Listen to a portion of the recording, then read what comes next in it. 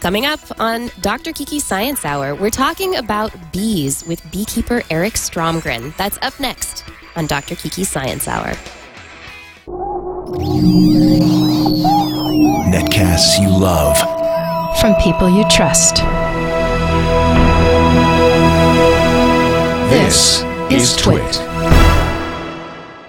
Bandwidth for Dr. Kiki's Science Hour is provided by Cachefly at CACHEFLY.com.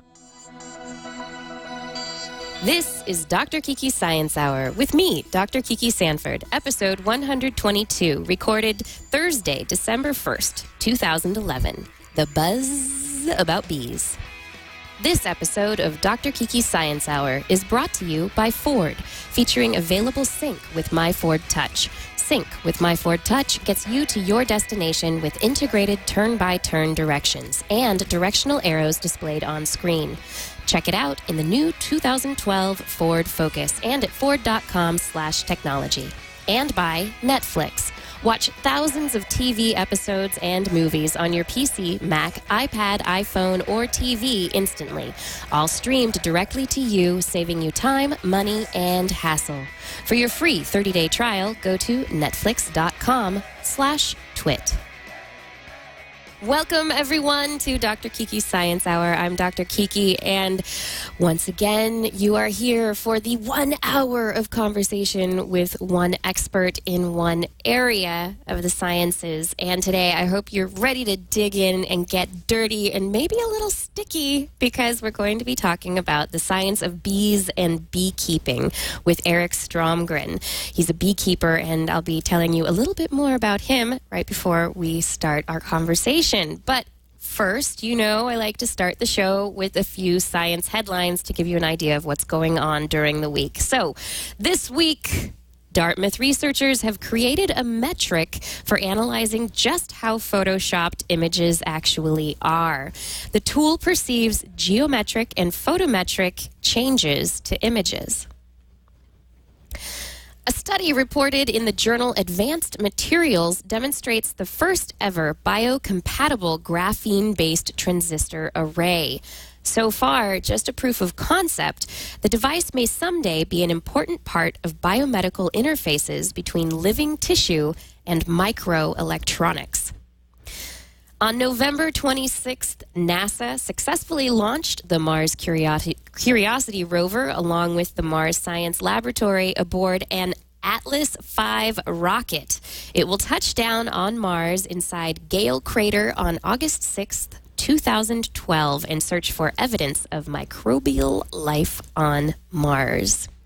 Canadian researchers report promising results from a small trial of deep brain stimulation on Alzheimer's patients. The technique was used to stimulate the fornix, which is a part of the brain that sends information into the memory-forming hippocampus. 2 of 6 patients had growth rather than shrinkage of the hippocampal regions during the study period. The researchers plan to increase the number of patients in their next study. Modeled on the green chlorosome, an assembly of pigment molecules in green bacteria, scientists at Washington University have built a synthetic light harvesting antenna. Such antennae are important because they allow the bacteria to collect photons of light for photosynthesis and are extremely sensitive to light. The eventual goal is to make highly efficient solar cells based on nature's design. And finally, deictic gestures, those used to draw another individual's attention to an object, like pointing, were recently thought to be a trait only found in primates. However, new research suggests that ravens use their beaks as primates use their hands to make deictic gestures, important in mating behaviors, pointing out things like moss and sticks and twigs and, you know, get the other bird to say, "You like this stick? Let's play with this stick." You know, what else would you do? You point with your beak if you don't have any hands. I think it's very exciting. And that's it for the science headlines this week. I'd like to take this moment to thank our sponsor for the show. This episode of Dr. Kiki Science Hour is brought to you by Ford, featuring Sync with My Ford Touch. Sync is the in-car communications, entertainment, and connectivity system that's voice-activated to help you keep your hands on the wheel and your eyes on the road. One of the great features of Sync is Sync Services. Sync Services gives you audible turn-by-turn directions to where you want to go and always displays directional arrows on the screen, all without having to purchase an aftermarket or integrated navigation system. Sync Services also includes business search of over 40 million businesses. That's a lot of businesses. It includes telephone numbers, business information, and directions on how to get there, so you don't have to worry about holding a phone in your hand searching through a maps app or actual map. That folding paper was quite ungainly.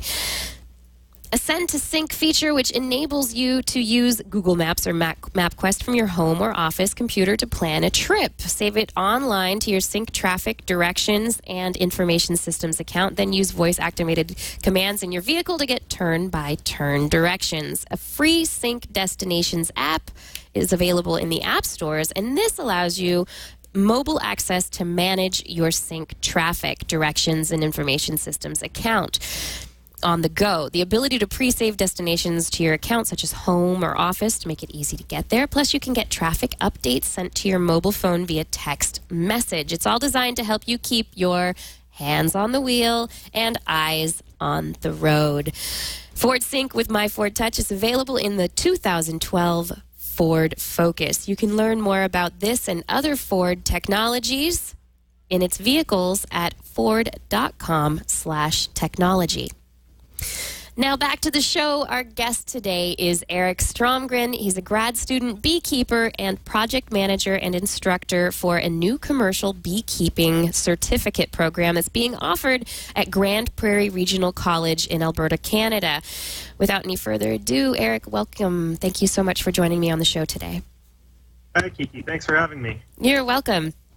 So I've been following a lot of the bee stories. Colony collapse disorder has been a hot item in the media for several years now, and I think it's time to sit down and have a conversation about bees and find out how much of what we hear about CCD, colony collapse disorder, is hype and how much is fact, how much we know, what do we don't know. So I don't know. Are you ready? I'm going to ask you a bunch of questions. It's been all over the place. As bad as it was for beekeepers losing hives, it's still, at least people know what we do now, and they're getting curious. So, right, and I've seen maybe not so much the commercial beekeeping programs. I haven't really seen huge beekeeping at a large scale, but I know here in San Francisco there are people who have small apiaries, small beekeeping setups in their backyard. So yeah, that's becoming more and more common. There's more and more people as we start to get interested in taking a little bit of control over our own food system. More and more people are keeping 2 hives in their backyard or in a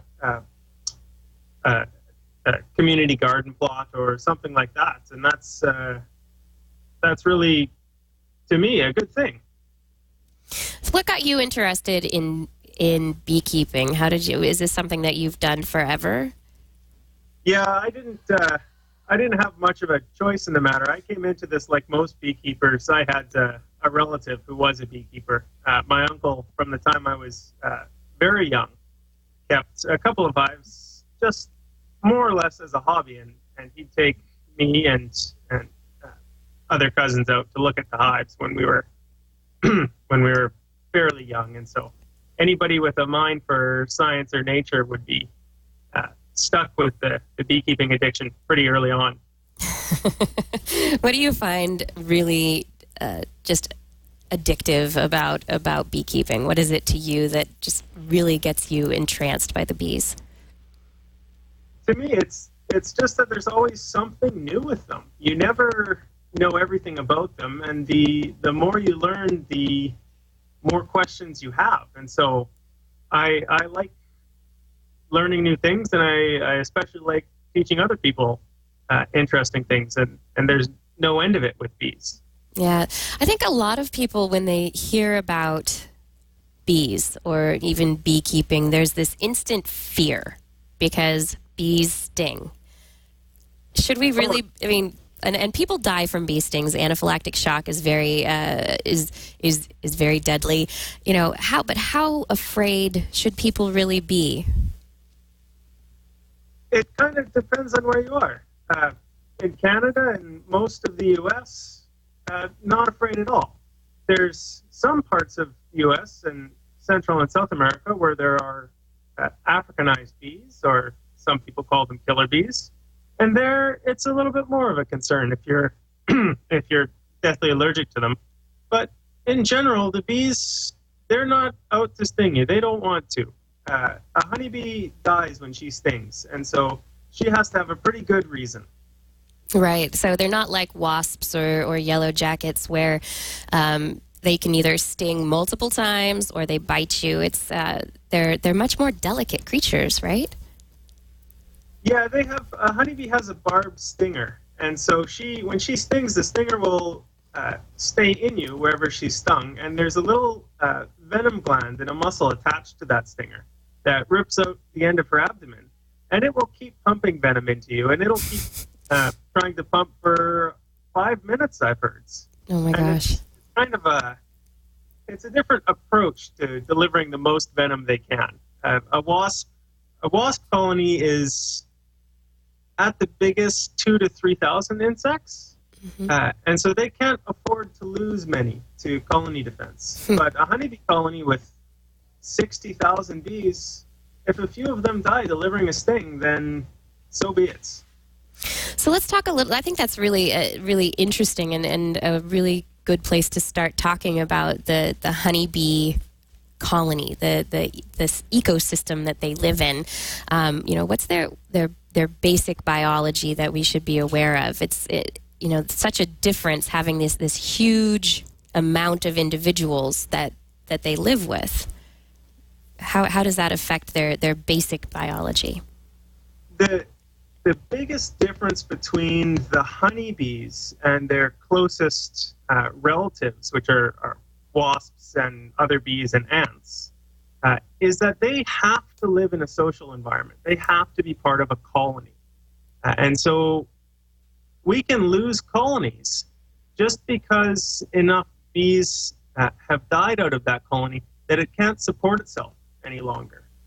With an ant or a wasp or a bumblebee, they start out their colony with just one insect, and she does all the work. But with honeybees, that could never happen. So we have to always make sure we have a whole healthy colony rather than worry about individual insects. Okay. Can we talk a little bit about I understand that there's a queen individual, and then there are maids that help the queen, and there are drones, and then we also have the little larvae and the nurses that raise the larvae. What is the proportion of individuals and types of individuals that you find in a colony, and what do they do? In a colony, we'll talk about the adults first. In a colony, there are 3, we call them castes. There's a queen, which is the fertile mother. She's the only egg layer in the colony, and there's only one, usually in a colony, only one queen. Almost all the other bees in the colony are sterile females, and we call them workers. And the worker bees do all of the jobs. The job they're best at depends on how old they are. The youngest ones are better at taking care of the hive, better at taking care of the young bees and feeding the queen, and the older ones are better at defending the hive and foraging for food. And then the third caste is the drones, and they're only around in the summer. A drone is the boy bee. He's haploid, so he doesn't have a father. He's just born from the queen, and his only job is to mate with a queen from another colony. And so the bees keep him around. The few drones in the colony, 300 to 500, at the peak in the summer, and they're around only when there are new queens being produced for mating. And at the end of the year, at the end of the summer, in British Columbia, it happens in about the last week of August. The workers kick all the drones out of the colony and kill them. Wow. We've had a enough rough of life. you. Get out. They're not fitting. Out you go. Yeah. You're not doing your job anymore. It's not the right season. Go away. Exactly. Okay, so we have the and I think it's interesting you mentioned that they're haploid. So the definition of that, they only have half of a complement of chromosomes. So they're only getting the queen's set. Yes. But this is also interesting, though, because bees have different genetics from humans. Because where we have an X and a Y or an XX, we have basically double chromosomes. Don't bees have something that's slightly different? The female bees are all diploid, and the way sex determination works in bees and I believe most of the rest of the Hymenoptera is there are alleles of a certain gene that determine sex. Mm-hmm. And what happens is if you're diploid and you have two different copies of the allele, there are multiple variants of the allele. Mm-hmm. If you have two different copies, you come up female. But if you have only one copy, which is the case if you're haploid, you come up male. But what we can get are if a queen mates with a close relative, that drone that's a close relative will have a copy that may be similar to one of the copies the queen has. And so if she tries to lay eggs fertilized by that father, they'll be diploid, but it will start to grow as a male, and that's not allowed to happen. So the workers just eat them. So eat them while they're still young. So that those larvae, those eggs that are developing into larvae, those just get eaten. Yeah. So the ones that would be a diploid male aren't viable, and this is a big problem for bee breeders. If we only have a couple of colonies to start with, the variance in the number of sex alleles that are in our breeding population can be too small, and the queens that are produced from that won't be viable. There's a very strong inbreeding effect when your sex determination is genetic like this. Yeah, that wouldn't end up helping a colony at all. And if you have a lot of inbreeding, that can also lead to weaker immune systems, which is very important for stuff like the mites, funguses that infect the colonies. Yeah, you end up losing a lot of the variation that's available, and so when you have a new pest or something that the bees haven't encountered for a while, they may have lost the variant they need to be able to deal with that problem. Or in the case of a lot of the pests we're seeing, they're introduced to the honeybees, and so there would only be a very few to begin with that might be resistant. Mm-hmm. And with too much inbreeding, that's all of a sudden we don't have anything to deal with the new pests.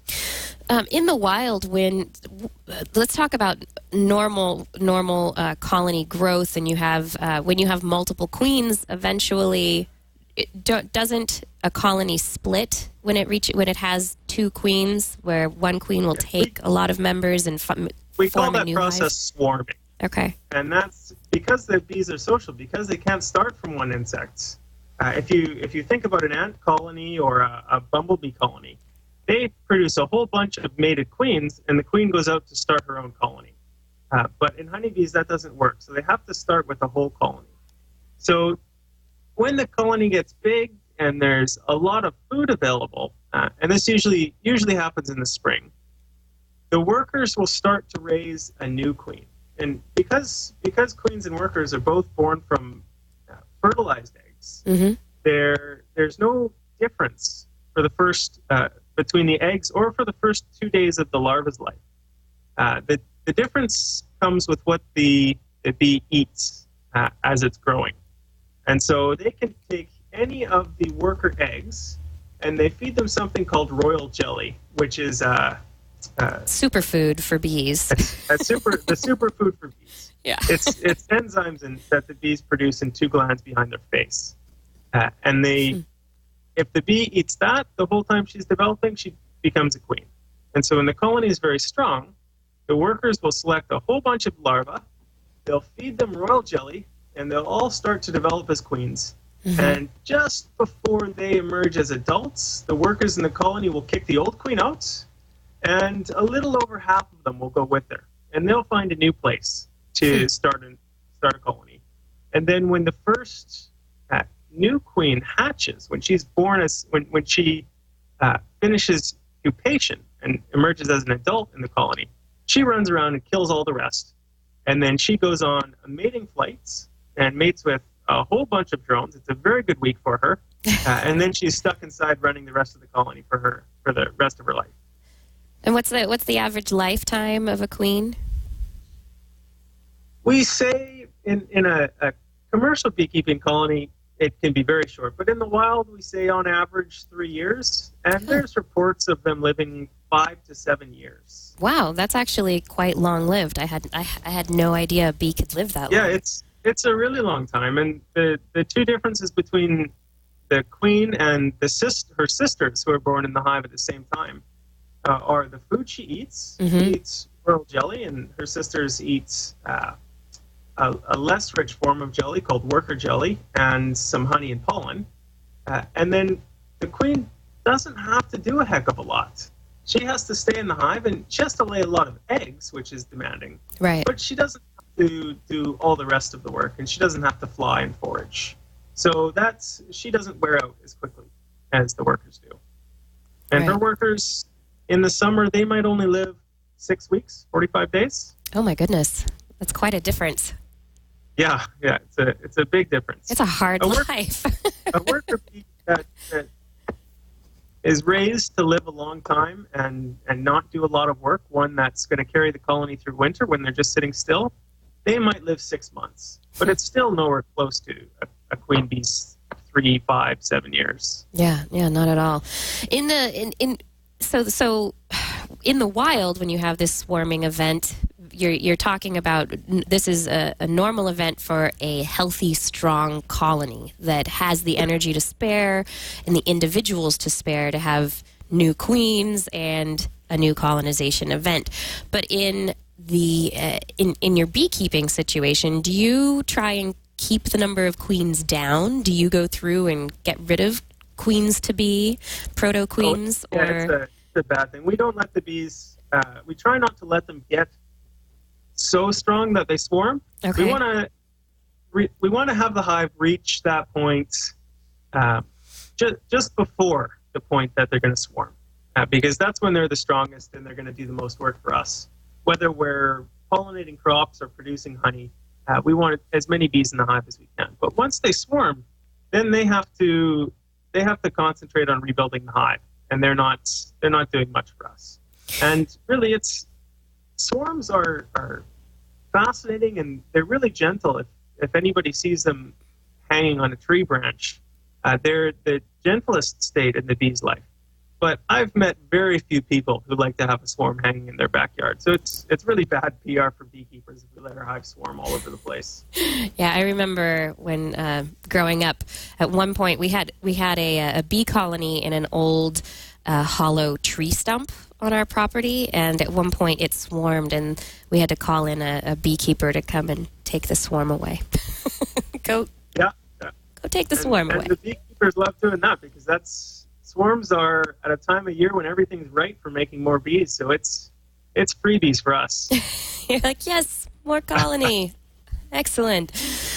For what you're doing, there's a question in the chat room talking about the strength of the colonies and what you're dealing with, the genetic stock that you're already dealing with in the beekeeping situation. In the wild, you've probably got a lot of genetic diversity, a lot of mixing of individuals. For beekeeping, is it is it the same, or do you, as the quote from the chat room, Jacksonfly, are our honeybees inbred like hybrid poodles to begin with? Are they all imported to begin with, and so do they have very little natural resistance, or are they pretty diverse? Well, honeybees they're introduced to North America. The bees that we farm, the western honeybee, the species Apis mellifera, comes from Europe and Africa and Asia, and there's about 25 subspecies. We farm mainly 2 of them in North America, and we've had basically no new stock introduced to North America since 1922. So we have a very limited gene pool available, and very few people breeding queens. So even the gene pool we do have available, we don't use all of it in the commercial queen breeding industry. In their native range, I would imagine there's still a fair bit of genetic diversity, and there are 1 or 2 people around who are trying to work on bringing in, we can't bring in the bees, but we can bring in semen from drones. So they'll go over to areas in Europe where there are wild colonies or even managed colonies that still have a lot of genetic diversity, and collect semen from drones, freeze it, and bring it back for use in breeding programs in North America. But this is still very recent for us. Within the last few years, that these programs have is that part been of trying to go. Yeah, is that part of the response to colony collapse disorder? It's a little bit before that. They started working on this. There's a researcher in Washington State that's been doing a fair bit of this, but it's kind of in response to some work he did I believe in the 90s, where he looked at how few colonies are acting as the source of almost all the queens we produce, and then trying to bring in some more diversity. But it's very difficult. The laws on importing bees are fairly clear-cut. They were written at a time when simple language would suffice, and that's hard to get around. Yeah. Don't bring in bees from other places. Yeah, it's almost a commandment. Yeah. Do you have the 10 commandments of beekeeping? Exactly. These are the rules you follow. Another question from the chat room from T. Beauchamp. Has colony collapse disorder affected wild colonies to the same degree as domestic colonies? Or is there a way to assess that? It's really hard to assess that. Colony collapse disorder isn't a disease or something we can test for. It's only something we describe based on the symptoms we see. And so we see it in managed colonies, and in particular, we see it in managed colonies in California and the southern half of the U.S. because the time of year the bees die at in northern areas, we're not even looking in the hives at that time. So for beekeepers in Canada, even if we had it, there's a small chance we'd actually see it. We don't think we do have it, but it would be hard for us to tell even if we did. What do you think it is about? So Canada hasn't been hit by CCD. What is it about Canadian beekeeping that's keeping things safer? It's, as near as I can tell, it's partly the way our beekeeping season works. We can't move our bees south, so they're not active all winter long, and we can't check them in the winter, so we wouldn't notice even if we had colony collapse disorder. But for most of Canada, our management strategies are a little bit less intense than some of the migratory operations in the U.S. I worked for years in the Lower Mainland in British Columbia, around Vancouver, and for us, migratory beekeeping is a 45-minute drive. It's not Florida to California. What do you mean by migratory beekeeping? Migratory beekeeping that's the practice of moving hives. And for mostly it's for crop pollination. So we'll move hives.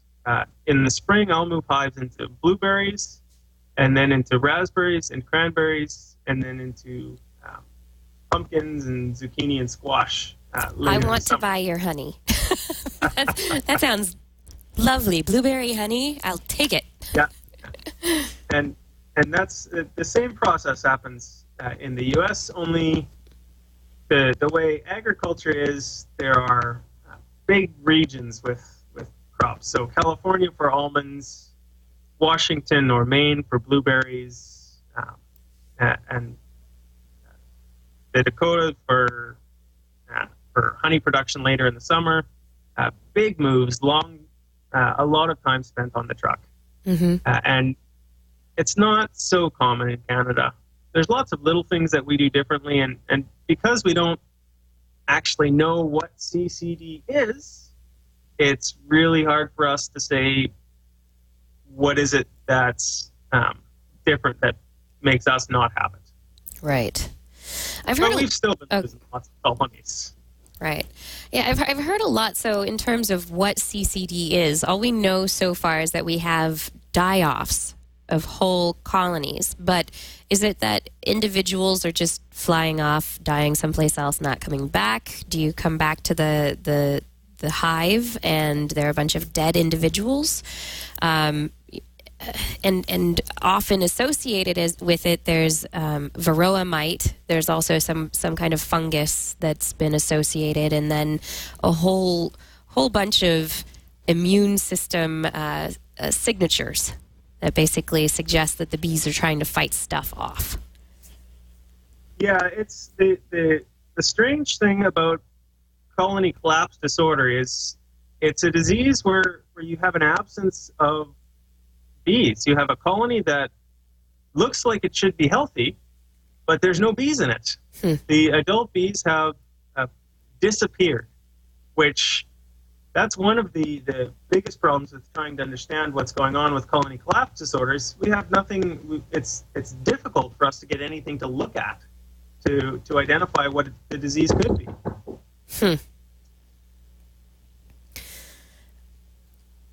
So you don't have individuals to look at. You can't identify what's potentially wrong.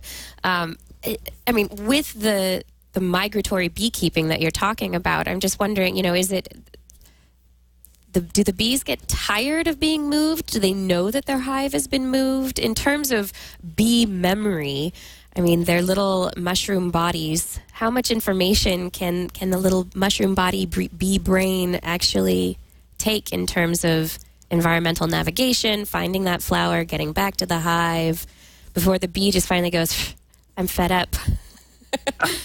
I'm not going to go back. They've been moved. They orient. They know where they live, anywhere within about 3 kilometers from their hive. So where the beekeepers move them outside that range. Oh, my son's coming to see what we're doing. Can you run upstairs? Okay. Hello, child. Just talking for a minute. Can you run upstairs? Grandma needs you. Tell her I'm on the phone. That was sweet. Mama needs you. So what was I saying? Yeah. They know they've been moved. They can remember basically anywhere within 3 kilometers of the hive. They know how to find their way back. Once we move them outside of that, they're completely lost, and the first thing they do is figure out where the hive is in the new landscape. So that's not too big of an issue, but it is a little bit stressful for them. You can imagine it would be having to do something brand new and find new food and do that extra work to explore the neighborhoods. And so for an animal that dies when it exhausts itself, that might cost them a day on their life. And if you end up with, one of the things we're thinking is if you end up with workers dying off a day or two early even, that means the younger bees that are taking care of the brood, the babies, eggs, larvae, and pupa in the hive, have to recruit to the field force a little bit earlier. And so what's going on in the hive doesn't get as much attention as maybe it should. And then this is when the diseases can manifest themselves. The bees are usually pretty good at taking care of diseases, at least the ones they've evolved with. The new ones, it's harder. But is there any evidence that suggests that might be true? Have people looked at their bee colonies and actually aged the bees and said, okay, this one's a few days, these bees are younger, these bees are heading out earlier, these bees that are younger have more active immune systems or more swamped immune systems? Well, you get this idea from a couple of lines of evidence. One of the things we can do is we can mark cohorts of bees on the day they're born. We can take the frames of of comb that the bees are on, and we can incubate them and mark everybody that's born on a certain day. And then we can look at how long those live, how long they're foraging for. And we can see if they are younger, and we can get an idea if they're a day or two younger. But other evidence comes in when we look at the behavior of the bees when they catch a disease. And one of the things we see is in colonies with the disease, the young bees start foraging earlier. They get out of the hive.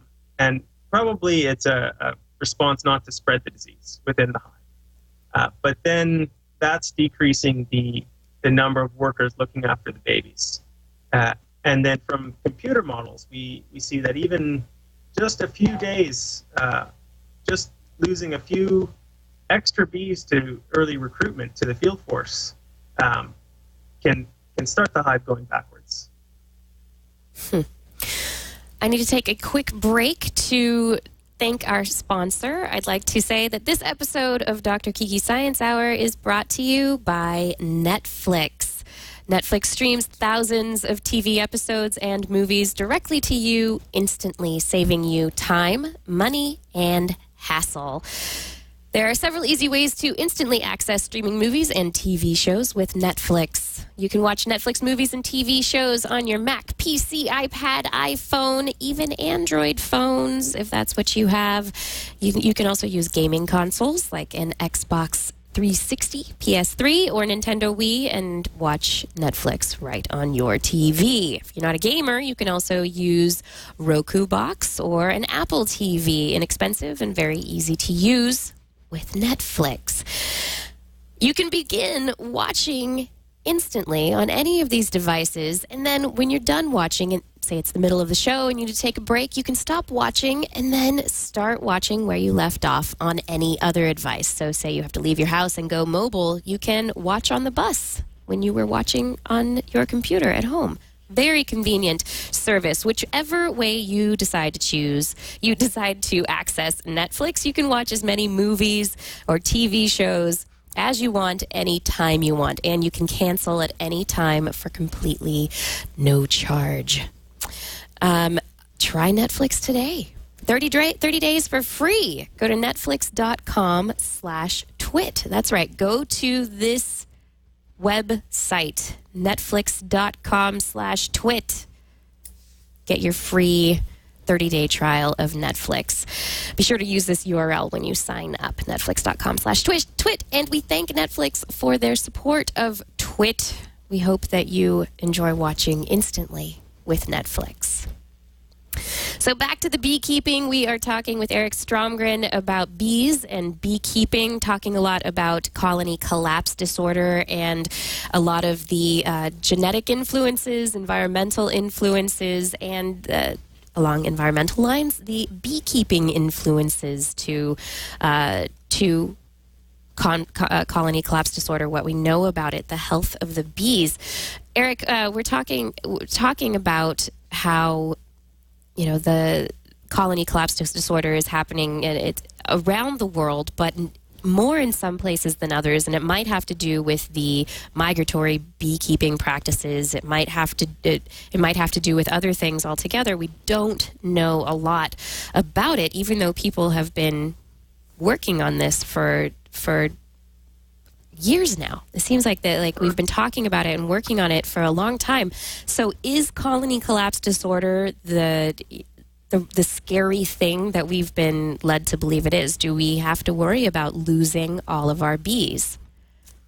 It is a big problem. Beekeepers, we're doing a lot of work every year to try to maintain the level of colonies that we have. But in the U.S., and the figures are similar for Canada, since 1950, we've lost half our colonies. And what the industry needs, what agriculture needs and what the beekeepers need are more beekeepers and more colonies, not to be struggling along just to maintain the status quo. And we've done it by splitting our hives more than we would like to, and we've done it by importing bees from other countries, which has its good side and its bad side.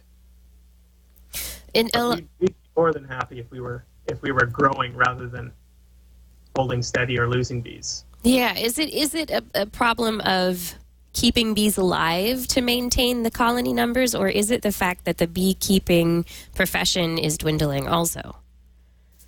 It's a little bit of both. There aren't nearly as many people with 10 or 50 or 100 colonies as there used to be. There's still the same number of people with 1,000, 2,000, or maybe there's a little bit less, but there's still people with thousands of colonies, and there's beekeepers with 80,000 colonies. And there's increasing interest in the beekeepers having one or two in their backyard. But for doing what beekeepers do, moving hives a little bit and taking care of pollination locally and producing local honeys, we're losing a lot of people in that intermediate stage. And that's really, I think the people in the intermediate stage they're the safety net for the industry. So the people who aren't beekeeping on a massive scale, and also who aren't just having a couple of boxes in their backyard, but are maybe have a couple hundred or so, maybe a couple of thousand, but are related to maybe an organic farm or something like that. Yeah, exactly. And it's for a commercial beekeeper, a guy with thousands of colonies, it doesn't make sense for us to pollinate small fields, a crop that only needs 10 hives or 20 hives. We have to put it in a huge monoculture field that needs lots of bees in order for us to be able to make money. But somebody with 100 colonies, they could pollinate however many fields that need 2 colonies that they want. And that's how, in my opinion, we're going to get a little bit of control over local food systems, being able to have small farms be viable. We need the beekeepers to do the pollination, and we have very few people right now that can do that. In terms of the pollination, you talk about needing beekeepers to do the pollination. Do we need beekeepers really to do it, or is it not happening enough in the wild on its own? It's a bit of a complicated question. For crop pollination, honeybees are often not the best insect for the job. There are other insects that will do a better job. Bumblebees will work longer and in worse weather. And there's solitary bees that they'll work at just the right time of year. But what we can do with honeybees is put a lot of them into fields. And so we could pollinate most crops just by brute force. Right. We might not have the best insect, but we can put millions in the fields. And so the question is, if we need honeybees for pollination, the way agriculture is set up right now, yes, we do. We don't have the habitat or the resources on the landscape to support enough native bees. And that's not an ideal situation. Yeah. But it's the one we're faced with. And so if this is the situation we're in, we need the beekeepers. I'd love to see more diverse landscapes where we could have more pollination by native species of bees. But that's still a while off if it ever comes. Yeah, and this gets into a whole bigger question about agriculture in general and how the big agribusiness works. And as you're saying, monoculture's not necessarily the best thing, and the way that we do agribusiness, it's damaging to the soil. There are a lot of things, but gets a lot of food out to a lot of people, and that's kind of what we need. So, you know, how are we going to be able to balance all of these different factors, the health of the bees, pollinating the crops that we have? Is agribusiness really the way that we're going to be able to continue forward? Is it the only way that we can continue to be able to feed everybody? You know, all very big questions. And they're big questions, and questions we spent. One of my degrees is from the old Faculty of Agriculture at University of British Columbia, and we spent I don't know how many hours talking about this and whether we can transition out of agribusiness the way it's set up right now, or whether we should, or how that works. But in the end, it came to, this is the situation that we're in, and really we have to find a decent way of working with this system before we try to change everything overnight. Right. Try and work within the system, make it work as well as possible, and then maybe see if you can adjust it to something that might be better overall for the planet. For what you're working on, we're getting towards the end of the hour here. So the beekeeping program that you've got going, what are your hopes for the program? Hopes for beekeeping in general as you're moving forward? Well, our goal up here is to start training the next generation of beekeepers. It's a familiar thing in a lot of industries, but there's a lot of beekeepers who have a lot of gray hair. And as they start to retire, there's very few people to take their places. Some are able to sell their operation to a new beekeeper, but in a lot of cases, we're seeing a commercial beekeeper that retires split his operation up and sell it to all the other old beekeepers who are in his neighborhood. And so to make some progress on increasing the number of hives and increasing the number of beekeepers, we've got this program at Grand Prairie Regional College. And we had one in the 80s and 90s that trained beekeeper technicians, and then that ended, and now this is I don't know why it's this long after colony collapse has sort of reared its head, but maybe it's just the speed of bureaucracy to build the momentum to do something. Right. But now we've started this, and we're going to try to train beekeepers with the best of current knowledge. Everything's changed in the 10 years that the program hasn't been running. So we're working our best to do that, and at least start beekeepers on the right practices. Trying to manage beekeepers is like herding cats, but it's we're going to give it our best. It's a difficult job, but you know you can be really proud of yourself when you're done. Yeah. It's great product that comes out of it once you're done herding the beekeepers. For people who might be interested, where can they find information about the beekeeping certificate program? And additionally, if they're not in Canada and can't make it to your certificate program, where would you send people to find out more about bees? The easiest way to find out about bees is there are local bee clubs all over the place, and the bee club in the neighborhood is usually a great source of information.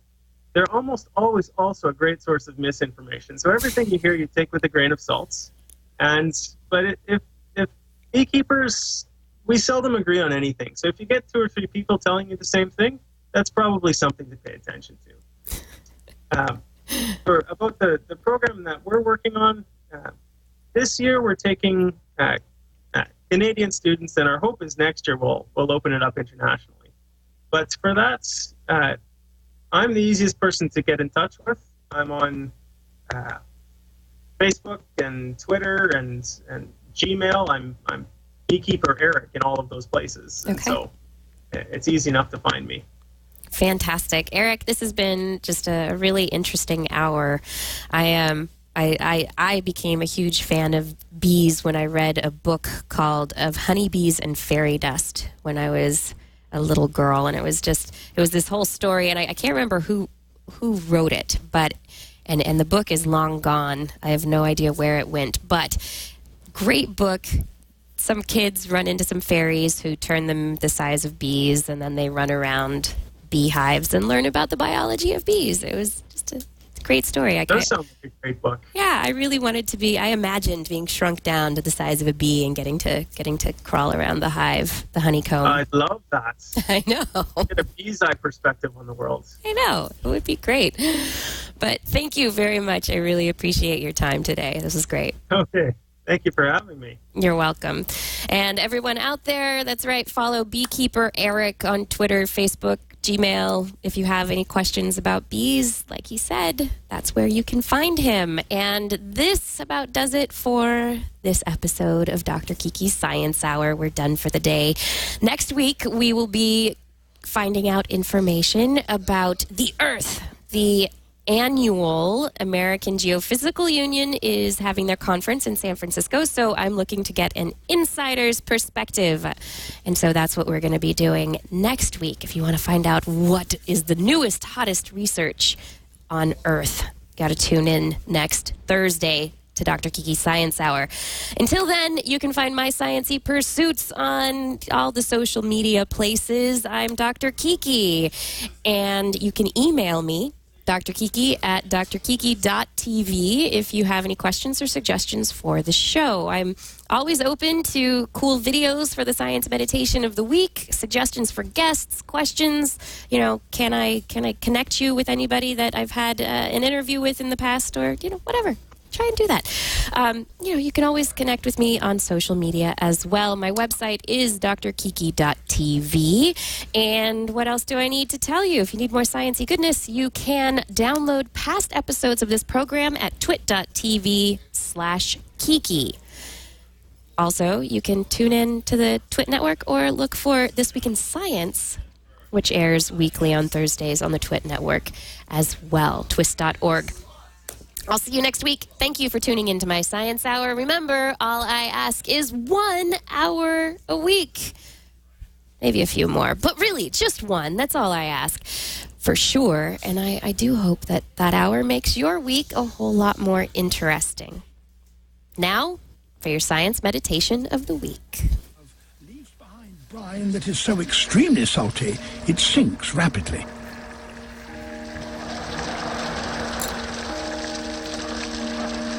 As it descends, the seawater around it freezes instantly and forms a sheath of ice, a brinicle, that grows downwards towards the sea floor.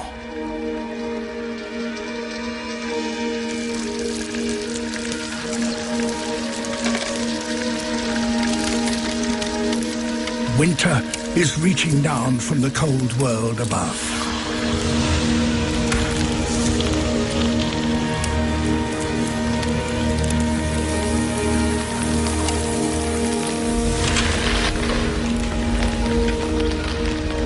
As it touches the sea floor, it kills whatever living thing it contacts by encasing it in a tomb of ice.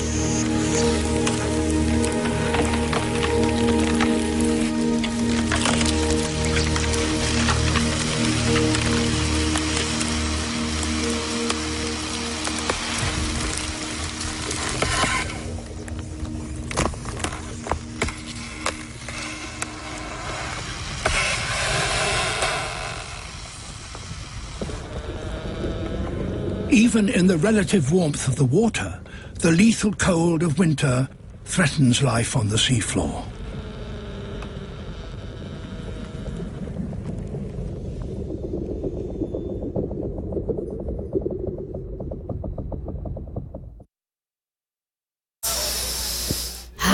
It's incredible the stuff that happens under the sea. Under the sea. Take it from me. Down where it's wetter. That's right. I will now sing the entire repertoire of The Little Mermaid. Not. Interesting thing about that video from the BBC is that it was filmed over 5 or 6 hours, so it appears to move very quickly. The starfish are like scurrying along the bottom of the ocean. They don't move that fast in reality, so it's been time shifted so that it occurs under the couple of minutes that they used for that segment. Echinoderm popsicle. Nice, Web 8965. What did somebody ask? It's called a brinicle. Brine icicle. You can imagine that a super condensed salt water, so it's highly salty, briny, has a lower freezing temperature. So it's not going, so the temperature of the water is not necessarily going to freeze it immediately. And so the brine moves down, cooling the water around it. And as it cools, it freezes the water. The brine the salt gets concentrated more, going in, the water freezes, the salt gets concentrated more, and it extends this brinicle to the bottom of the ocean. It's pretty interesting, right?